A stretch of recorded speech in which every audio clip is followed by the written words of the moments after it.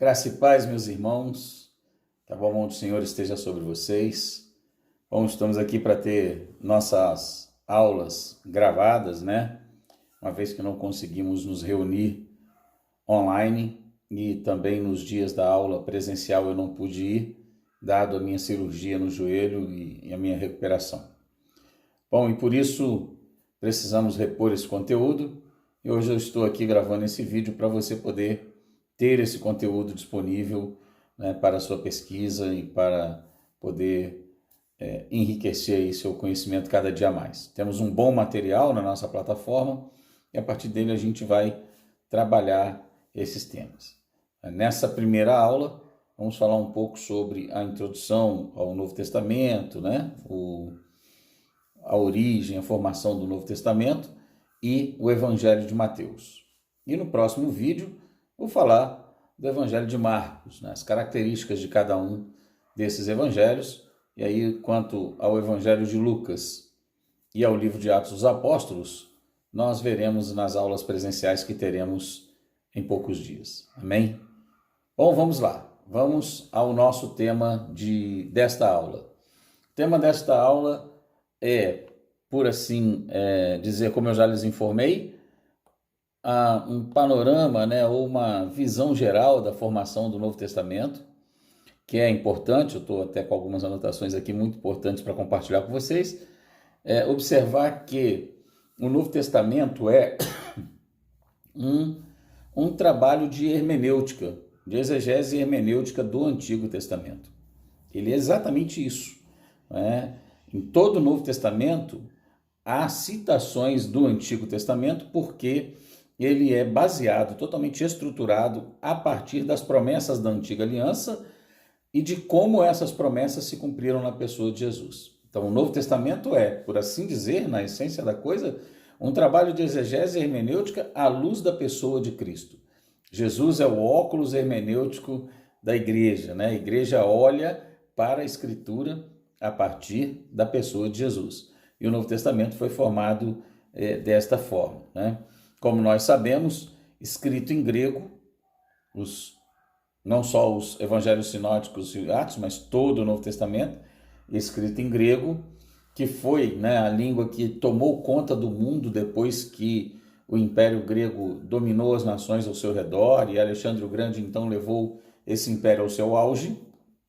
E logo após a morte de Alexandre o Grande, um dos seus grandes generais mandou traduzir o Antigo Testamento hebraico para a língua grega, para a Biblioteca de Alexandria. E isso, né, facilitou muito o trabalho dos apóstolos, porque eles usaram essa tradução, hoje conhecida como Septuaginta, porque foi uma tradução feita por 72 eruditos judeus helenistas que traduziram o texto hebraico para a língua grega. E por serem 72, os judeus gostam de dizer 70, dado o simbolismo do número, a tradução ficou conhecida como Septuaginta, ou seja, a tradução dos 70, ou a versão dos 70.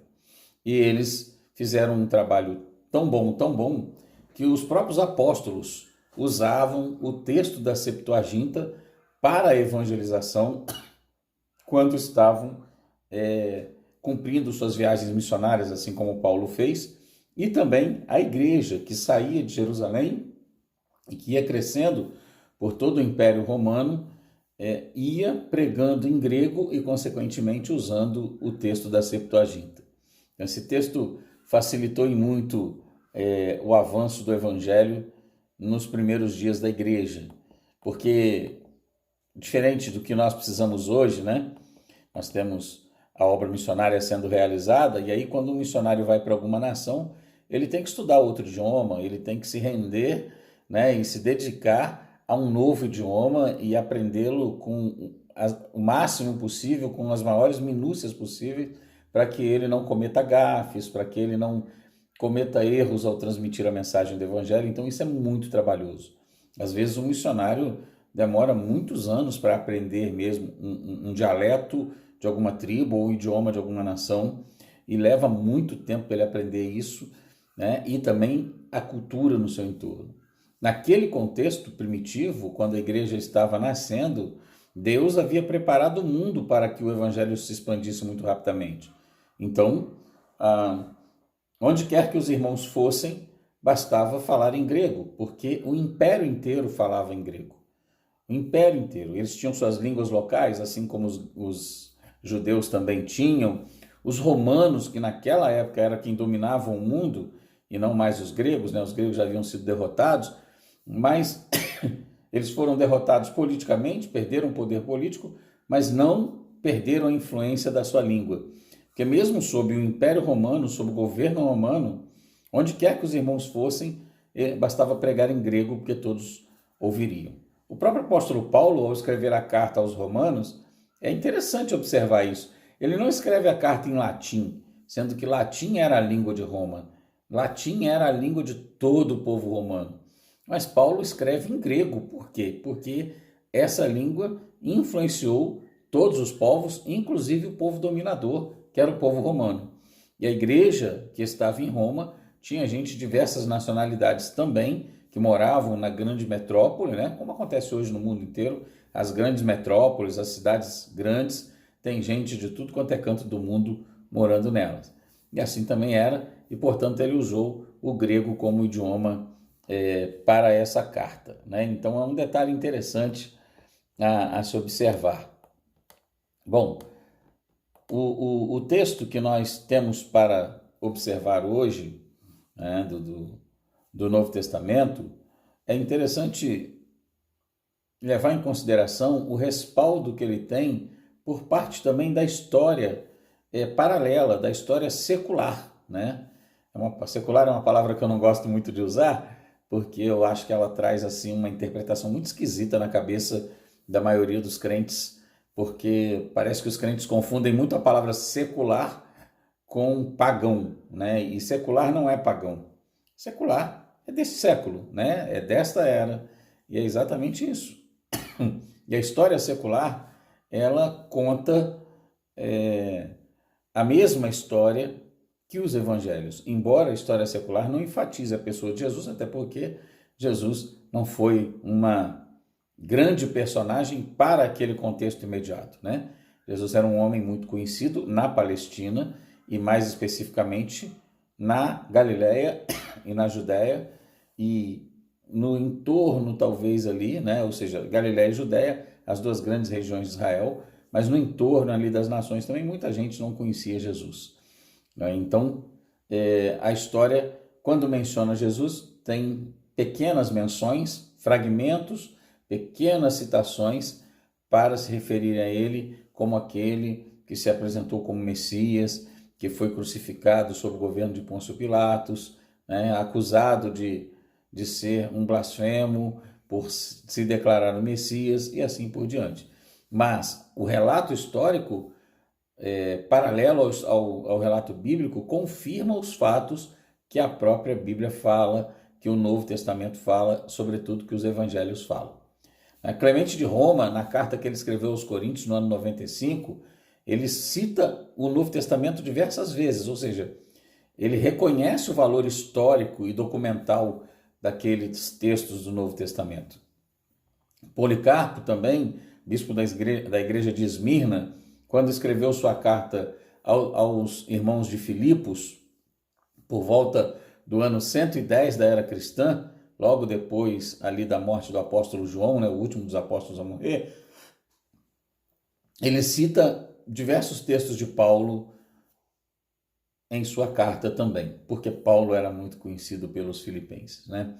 Inácio, por volta do ano 110 também, cita grande número de livros em seus escritos. Justino Marte, que nasceu, né, no ano da morte de João, escrevendo em 140 depois de Cristo, ou seja, mais ou menos aí 38 anos depois da morte do apóstolo João, ele cita diversos livros do Novo Testamento.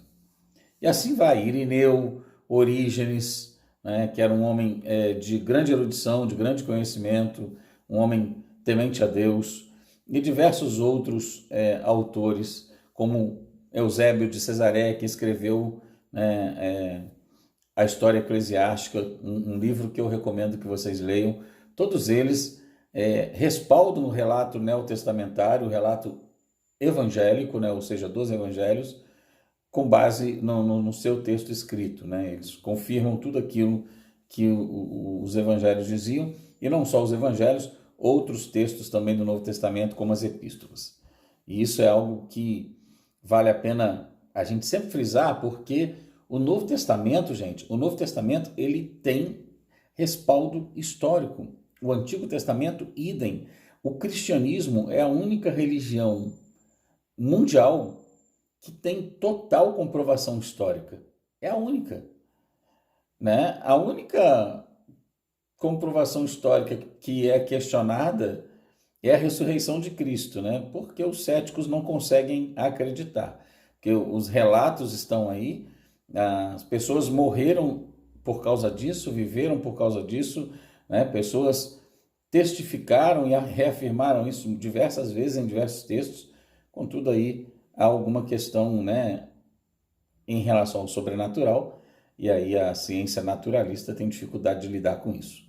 Bom, ao lidar com o Novo Testamento, e eu já disse para vocês, o Novo Testamento é um trabalho de exegese e hermenêutica, vale a pena a gente trazer à tona, né, ou estudar, falar um pouco mais sobre essa exegese e hermenêutica, né? O que é a exegese e hermenêutica? Muitos professores, muitas instituições, muitas pessoas conceituadas não diferem exegese de hermenêutica. Entendem que ambas são a mesma coisa.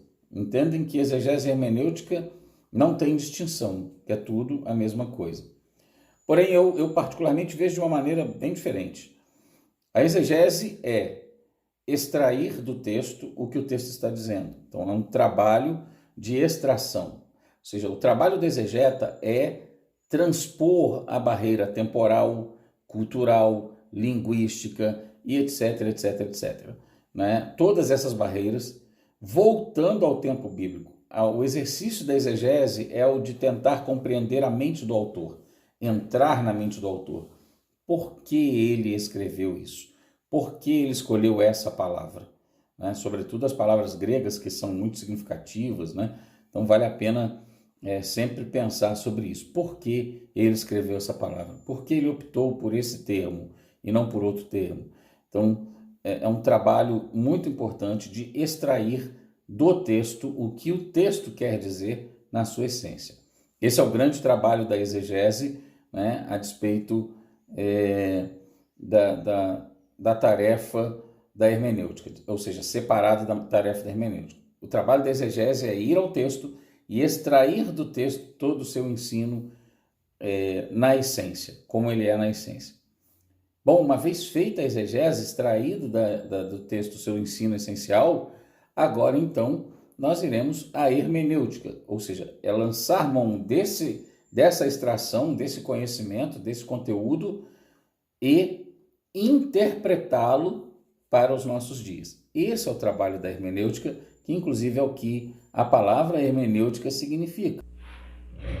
Hermenêutica é interpretação, né? É traduzir para uma outra língua ou para um outro contexto.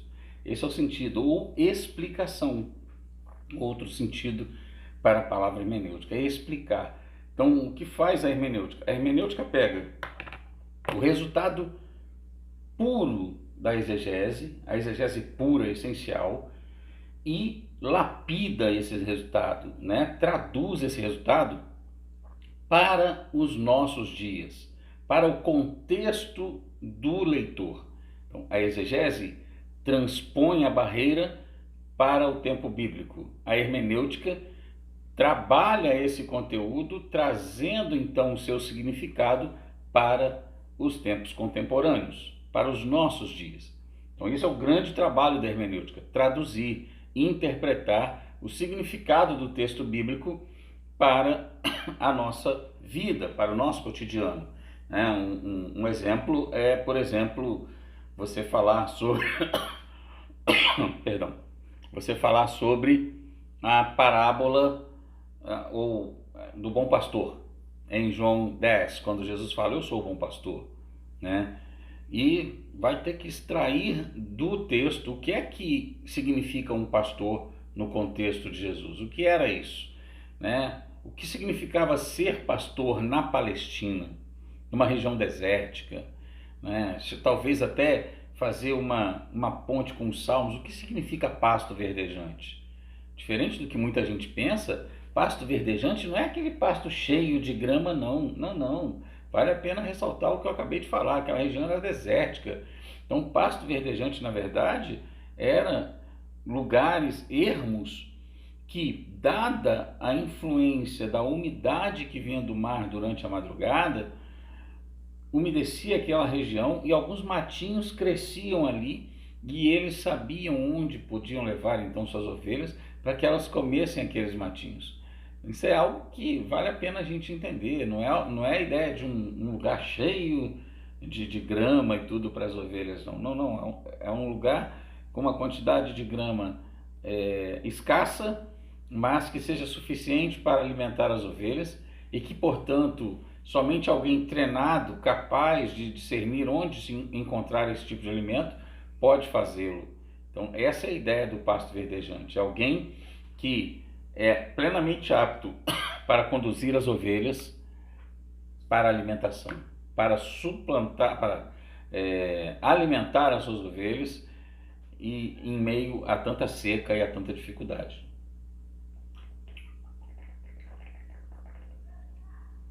Outra coisa interessante é fazer esse trabalho da hermenêutica. Tá, isso significa que o pastor tinha que conhecer o terreno, tá. Mas e para nós? O que isso quer dizer hoje? Exatamente o que eu acabei de fazer, que já é o trabalho hermenêutico. Ou seja, então para nós isso significa que o Senhor, em meio a toda a secura que nos envolve, a talvez um deserto que nos envolve, que estejamos passando, Ele nos alimenta, Ele cuida de nós, Ele não nos desampara. Então veja bem, isso é uma interpretação para o contemporâneo, é trazer para a nossa realidade, para o nosso dia a dia. Então esse é o trabalho da hermenêutica. Exegese e hermenêutica podem ser confundidas como sendo uma só ou confundida uma com a outra em seus trabalhos, mas eu particularmente entendo que são diferentes e essencialmente são complementares. Gosto sempre de dizer que são irmãs siamesas, elas são coladas uma na outra, elas são inseparáveis, elas não podem ser dicotomizadas, divididas, porque extrair do texto sem explicar o texto significa deixar o ouvinte confuso. Agora, explicar o texto sem ter extraído o seu verdadeiro significado, né, significa deixar o ouvinte sem segurança em relação à origem daquela verdade. Ele está dizendo que mas é mesmo? Da onde que está isso? Porque ele não extraiu, não mostrou o ponto de extração, não mostrou a raiz, não mostrou a origem daquilo, que é o trabalho da exegese.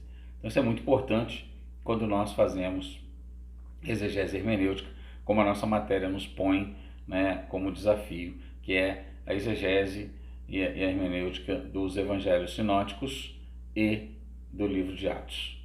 Bom, então passando para o nosso tema, para o nosso primeiro livro, quero falar com vocês do Evangelho de Mateus. O Evangelho de Mateus, muitos pensam, né, ou apontam como sendo o primeiro evangelho, embora isso não seja o pensamento da maioria, muitos supõem ou propõem que Mateus tenha escrito o primeiro texto. Mas qual seria esse texto? Bom, um dos pais da igreja, não me recordo agora se Irineu, mas já vejo isso muito rapidamente para você.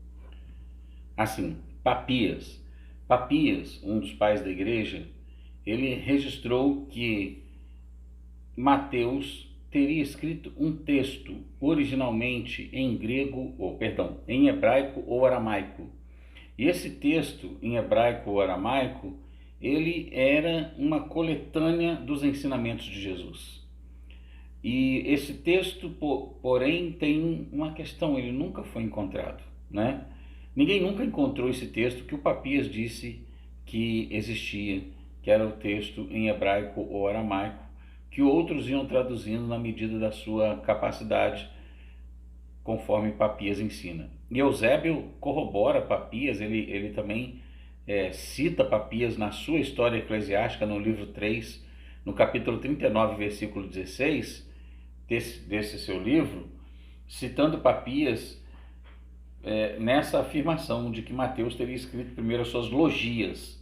Essas logias seriam então um texto em hebraico ou aramaico, de onde as pessoas extrariam conhecimento da pessoa de Jesus e iam traduzindo conforme tinham necessidade e competência para fazê-lo.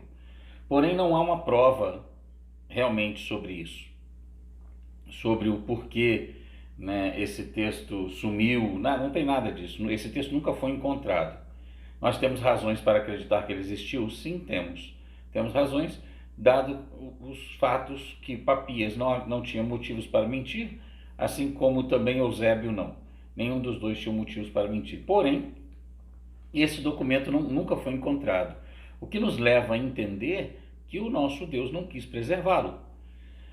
Possivelmente, se esse documento fosse preservado, alguém quereria inseri-lo no cânon do Novo Testamento. Pode ser, porém, Deus não quis que assim fosse e esse documento se perdeu. Se é que ele existiu, ele se perdeu. Particularmente, eu acredito que ele tenha existido sim, porque não vejo razões para duvidar de Papias nem de Eusébio, porque eles não tinham interesses comerciais ou qualquer outra espécie de interesse. Eles estão falando de uma realidade eclesiástica num contexto de perseguição aos cristãos, né? Então, o Evangelho de Mateus, escrito em grego, ele é posterior ao de Marcos. Essa é a grande questão, esse é o debate que às vezes é levantado entre um ou outro estudioso sobre Mateus ter escrito o primeiro evangelho ou não. Que alguns entendem que Marcos se baseou num documento anterior ao dele e nas reminiscências de Pedro, porque Marcos era discípulo de Pedro, a gente vai falar disso no próximo vídeo. Ele era discípulo de Pedro e ele se baseou nas lembranças de Pedro para escrever o seu texto, mas talvez num outro texto, conforme alguns estudiosos pensam, ele tenha usado outros textos de referência e possivelmente possa ter sido esse texto de Mateus. Porém, não há nenhuma prova disso. As reminiscências de Pedro, sim, Marcos era discípulo direto do apóstolo. E logo após, né, a morte do apóstolo, ele escreve, ou ele decide escrever isso pouco antes da morte do apóstolo, logo depois, e ele então se vê numa missão de preservar aquilo que o apóstolo Pedro pregava e ensinava sobre a pessoa de Jesus. Então, bom, Mateus escreve o seu evangelho, como eu disse, no texto grego posterior ao texto de Marcos, mas com a mesma essência.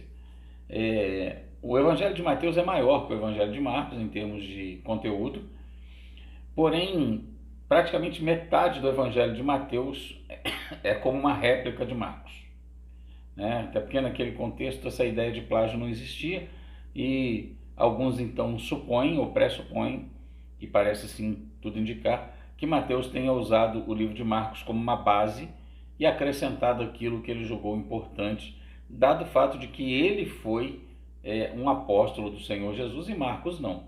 Marcos foi discípulo de um apóstolo, enquanto Mateus foi um apóstolo direto do Senhor Jesus. Então ele acrescentou mais coisas. Além disso, Mateus também teve um propósito diferente, né, no que diz respeito ao seu evangelho, daquele que Marcos tinha quando escreveu o seu texto.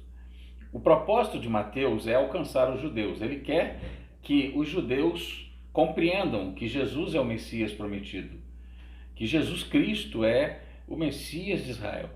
Então ele quer mostrar isso para os judeus. Como ele faz? Primeiro, ele cita constantemente os profetas.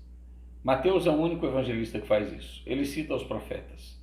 Em todo tempo ele fala: conforme foi dito pelo profeta, e tu, Belém, terra de Efrata, de maneira nenhuma serás menores da terra de Israel, porque de ti virá o Salvador e tal, né?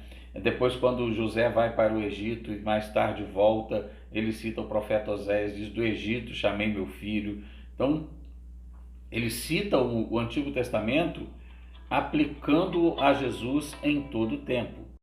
Bom, além disso, Mateus também trata constantemente, né, dos temas judaicos, daquilo que envolveria a missão do Messias.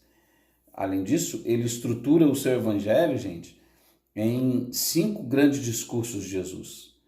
Por que 5 grandes discursos? Ora, o evangelho é para os judeus, e os judeus tinham como maior autoridade sobre a sua vida o Pentateuco. E conhecendo então a mente judaica, uma vez que a dele mesma era uma dessas mentes, ele estrutura o seu evangelho num formato de Pentateuco. 5 grandes discursos de Jesus, onde Jesus apresenta então o reino. Nesses grandes discursos, ele mostra sobre o reino e tudo aquilo que o envolveria. Ele mostra o reino e tudo aquilo que o envolveria. No primeiro grande discurso, Mateus capítulos 5 a 7, conhecido por nós como Sermão da Montanha, Jesus ensina sobre a ética do reino. O que é o reino, né? O que significa ser súdito do reino. Então, ali nos capítulos 5 a 7, Jesus ensina sobre a ética do reino. No capítulo 10, o segundo grande discurso, é o discurso da missão e dos galardões, da dureza da missão e dos galardões. É quando Jesus envia os seus discípulos, lhes dá ordens claras de como deveriam agir, onde não deveriam ficar, né? Que deveriam fazer caso não fossem aceitos, e assim sucessivamente. A orientação de Jesus, falando a eles que seria difícil, que haveriam dificuldades, que haveriam grandes lutas, perseguições, mas que eles fossem fiéis, porque também haveria galardão para a sua fidelidade. Então, aquele capítulo 10 fala de missão, sofrimento e galardão, por amor à missão. Consequentemente, depois, ou seja, a missão do reino. Consequentemente, capítulo 13, as parábolas, é que Jesus vai falar sobre o que é o reino. O que é o reino? O reino é semelhante a, e assim ele explica o que é o reino. Ele dá uma visão panorâmica do que significa o reino de Deus para aqueles que amam a Deus. Capítulo 18, sem nenhum título geral assim específico, ele trata da questão da humildade, de vários temas referentes à vida cristã. Capítulos 23, 24 e 25, conhecido como Pequeno Apocalipse, né? Ele vai falar sobre os ais, porque no dia do juízo haverá o ai daquele que não se rendeu ao Senhor Jesus, daquele que rejeitou a Deus, daquele que rejeitou sua vocação espiritual, que rejeitou a salvação em Jesus, daqueles que praticaram uma religião hipócrita e mentirosa, daqueles que ouviram o evangelho e endureceram seu coração, e sucessivamente. Então, ali no capítulo 23, ai de vós, escribas e fariseu, que percorreis céus e terra para fazer um prosélito, e depois que o fazem, o tornam 2 vezes mais filhos do inferno do que você. Ai de vós, Betsaida, Corazim, né? Porque se nos dias de hoje fosse feito o que foi feito, o que fosse feito em Sodoma e Gomorra, o que foi feito aqui, há muitos se teriam arrependido. Então, assim, o discurso de Jesus falando sobre juízo, logo depois, capítulo 24 e 25, Jesus fala da vinda do reino, de como seria a vinda do reino, né? Do levantamento do opositor, da vitória sobre o opositor, do estabelecimento do reino de Deus. Então, essa estrutura quíntupla do Evangelho de Mateus, porque é uma estrutura judaica. Vale ressaltar que o Evangelho não está em ordem cronológica, né? Nem Marcos nem Mateus colocam o seu Evangelho em ordem cronológica. Ali os eventos estão organizados de acordo com o propósito do autor, o que também segue muito uma mentalidade judaica. O judeu não tem essa preocupação tão intensa com a questão cronológica, senão com o propósito, com o simbolismo, com a lição por trás daquilo. É exatamente o que eles querem ensinar, é exatamente o simbolismo, o propósito, a lição e tal. Não necessariamente colocar o evento nos eventos na ordem que eles aconteceram. Então isso não acontece nem em Marcos, nem em Mateus, somente em Lucas, porque Lucas já tem uma mente diferente, Lucas é grego, e aí como o grego ele tem uma mente linear e não uma mente holística, cíclica como a do judeu, né? Então na sua mente linear ele coloca todos os eventos da vida de Jesus na ordem que eles foram acontecendo. Bom, Mateus aborda no seu evangelho os judeus, mas ao mesmo tempo ele quer que os judeus se conscientizem de que o evangelho não é só para eles. Então ele fala da universalidade do evangelho, tanto que para os judeus que estavam com Jesus no Monte das Oliveiras, em Mateus 28:20, ele diz: "Ide por todo mundo, fazei discípulos de todas as nações, batizando-os em nome do Pai, do Filho e do Espírito Santo." Mateus enfatiza muito a universalidade do evangelho, para que os judeus entendessem que não era uma questão de salvação deles, mas de salvação da humanidade por meio de Jesus, e que eles foram apenas o canal através do qual o Salvador veio ao mundo. Essa era a proposta de Deus desde o Gênesis 3,15, de que de Israel viria o Salvador do mundo. No Gênesis 3,15 ele fala da semente da mulher, logo depois ele vai purificando uma família, separando uma família. Essa família é uma família semita, essa família da descendência de Sem, é uma família que oriunda de Abraão, que tem então seus 3 filhos, e Jacó tem 12, e dos 12 essa família seria da família de Judá, da tribo de Judá, e assim sucessivamente até culminar na pessoa de Jesus. Mateus quer que todos os judeus entendam isso e reconheçam que Jesus é o seu Salvador, é aquele que tem a chave de Davi na sua mão, que é aquele que tem a chave do reino, o trono do reino, e que pode governar sobre todos e irá governar sobre todos. Bom, em suma, a ênfase do Evangelho de Mateus é essa. Na verdade, a exegese de Mateus é clara, é uma exegese voltada para a prática do Evangelho. Constantemente, o Evangelho de Mateus nos chama à prática. É um evangelho, aliás, os 3 evangelhos fazem bem isso, mas o evangelho de Mateus, porque os judeus têm um padrão moral muito elevado, tem o discurso do Sermão da Montanha, que mostra o padrão moral da igreja. Então é assim que se vive, é assim que se faz, é assim que se honra a Deus, é vivendo desse jeito, é sendo esse tipo de marido, é sendo esse tipo de mulher, é sendo perdoador como esse pai, é sendo perdoador do seu inimigo, é amando o seu inimigo, é fazendo bem a quem te maltrata, e assim sucessivamente. Um conteúdo bastante ético, bastante moral para a vida prática da igreja. Em suma, essa é a verdade, o ensino sobre Mateus. Muitas outras coisas poderiam também ser acrescentadas, porém a gente sabe que no vídeo fica um tanto difícil acompanhar tudo isso, E, obviamente, o que estamos dando aqui é um pontapé inicial, um start, para que você possa continuar crescendo e avançando no seu texto, no seu conhecimento do Evangelho e conhecendo cada vez mais a Deus e a sua palavra. Porém, meus queridos, como se trata de uma aula e a gente não tem a possibilidade da interação direta, vocês podem interagir comigo nos comentários, fazendo ali seus comentários, perguntas, na medida em que estas porventura surgirem, e a gente vai interagindo até o dia da aula física mesmo, em que estaremos juntos presencialmente e poderemos compartilhar deste conteúdo de uma outra forma, a forma presencial. Deus abençoe sua vida, Deus abençoe sua casa, a minha oração, e que este conteúdo traga valor à sua vida, a você, ao seu ministério, em nome de Jesus.